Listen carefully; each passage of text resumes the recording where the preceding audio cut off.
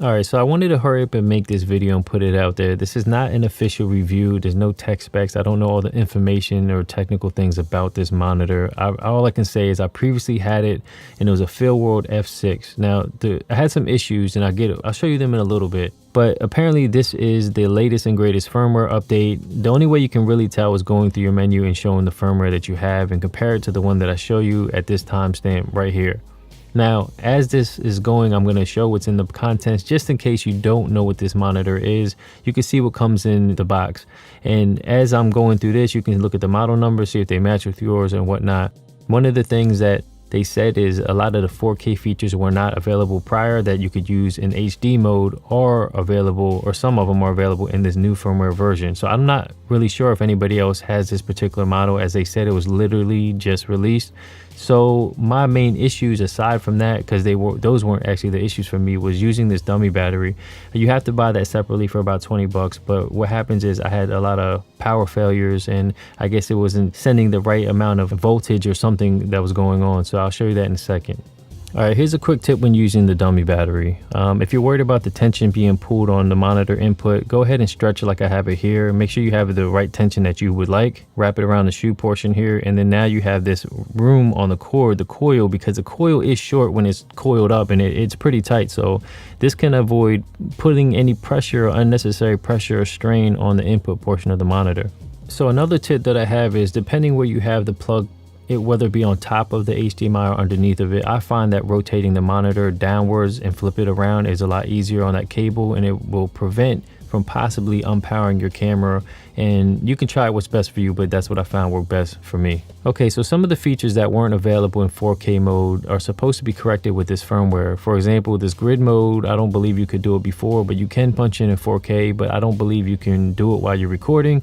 There's a few features that were not available prior that I'm not really sure if it is available now, but if you have a specific question and wanted me to try it out, I can try it, and just leave a comment below and I'll get back to you. This is not a official review, so that's why I didn't go through every single feature. This is more so about the firmware in general. Now, this is the firmware that I have on this particular monitor. Go ahead and reference the one you have. It's in the menu on the second tab, and you go all the way down and you'll see what mine is right here. Version 4K, version 5.41p. All right, so here's the issue that I had using the dummy battery. As soon as I put it in 4K mode without even recording, the camera would pretty much die. It would have no percentage at all. And as you see here, it's at 100%. And as you see in a second, you'll see 100% on the monitor as well. While it's recording or viewing, it's working fine. Even in HD mode with the previous model that I had, the battery on the camera was never at 100%. It didn't matter the battery size or how much was in it or not, it wouldn't matter. Now, the other issue was taking a picture. If I took a picture with my version, it would basically shut the camera off, and I'd have to disassemble everything again. So as you see here, I'm taking pictures with the monitor still rolling. Everything's at 100% because it's a fully charged battery, and everything's working well and as it should.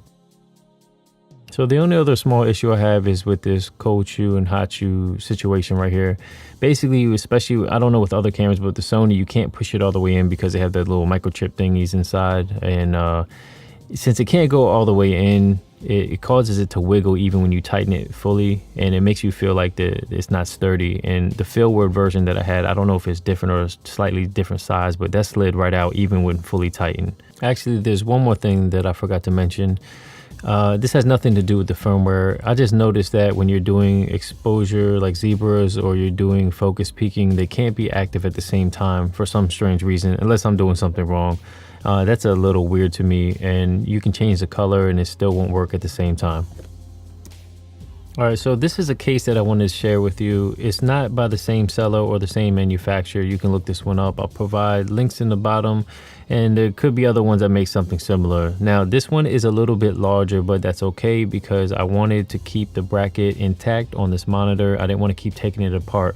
If you're worried about things sliding around too much, you can weave the little rubber band kind of thing into the monitor so you don't have to worry about that so much. You can put the cords in this pouch area so you don't have to worry about the battery shaking around too much, or you can just put a bigger monitor and problem solved. The last thing I wanted to say is, if you're going to power your camera off the dummy battery, I would suggest getting the larger battery pack like this one. It doesn't have to be this brand.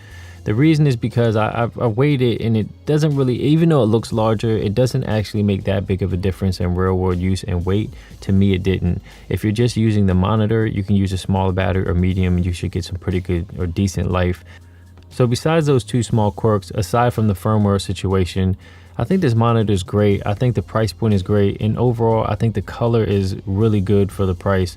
If you have any experience with cheaper monitors, especially from the past 5 years prior, you're gonna see a lot of weird things and shifting with the contrast and color. It's all over the place, and it's pretty much useful for just framing. This can be taken a step further and actually used as a secondary or primary monitor, in my opinion. So I will provide affiliate links below. If you don't want to involve yourself in that, it doesn't cost you anything different. It just helps with any effort that I put into the video and making more information in the future. But if not, that's totally fine. Just go to Amazon, type in the search bar for the sellers that I'm showing, or just the name of the product itself, and it should pop up.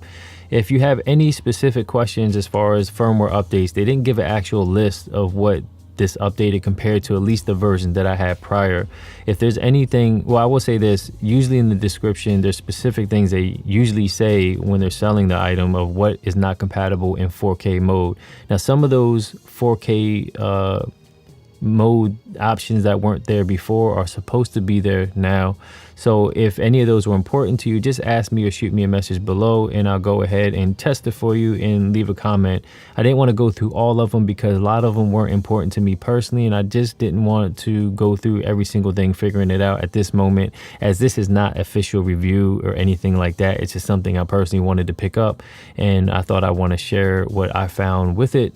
And there's a lot of informational videos already out there with people doing official reviews and more in detail. So hopefully this was helpful to somebody, especially anybody who was caught in my circumstances and not knowing which one to get, ANDYCINE, FeelWorld, because everybody assumes they're exactly the same. If this was helpful at all, please hit like and subscribe, and make sure you hit that notification icon to get future updates on future videos, or visit www.howtoandreviews.com. Till next time.